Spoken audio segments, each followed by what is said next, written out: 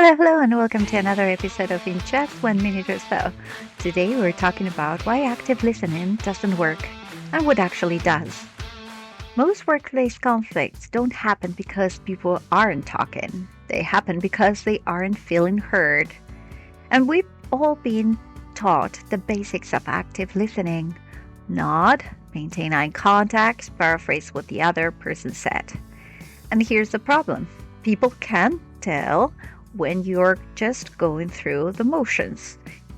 If you are secretly preparing your rebuttal while pretending to listen, your coworker or manager or employee will sense it. And instead of reducing tension, you increase it. Real listening starts before you say a word, starts with managing your own reaction. When a conversation becomes difficult, most of us fall into one of the four patterns here.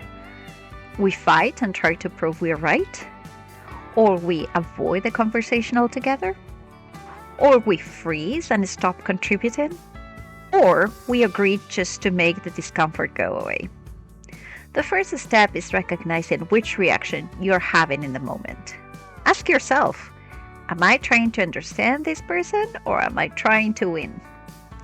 The simple question creates enough distance to stop reacting and start listening. Once you've done that, shift your objective. Most people enter difficult conversations looking for flaws in the other person's argument. Instead, become curious. Think like an investigator gathering information. Your goal is not to judge. Your goal is to understand how the other person arrived at their conclusion. Questions like, what led you to that perspective? What concerns you most about the situation? What am I missing here? These questions change the entire tone of a conversation. Now comes a skill most people get wrong: reflection. Many people simply repeat someone's words back to them.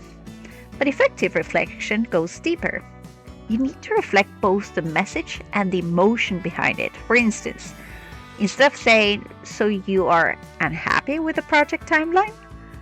try instead, "It sounds like you're frustrated because the timeline changed several times and you're concerned the team won't be successful." Do you notice the difference? The second response acknowledges not only what they said, but why it matters to them.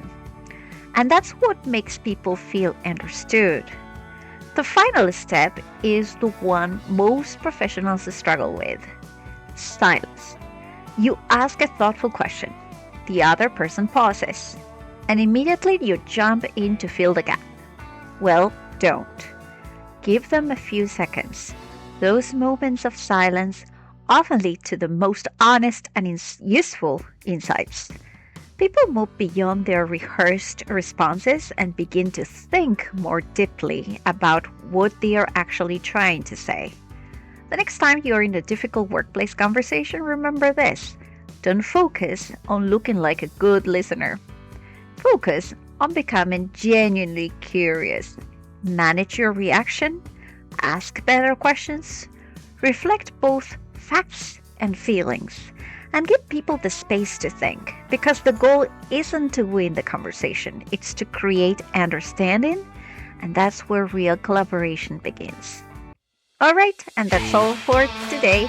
Thank you for joining us, and see you in the next episode.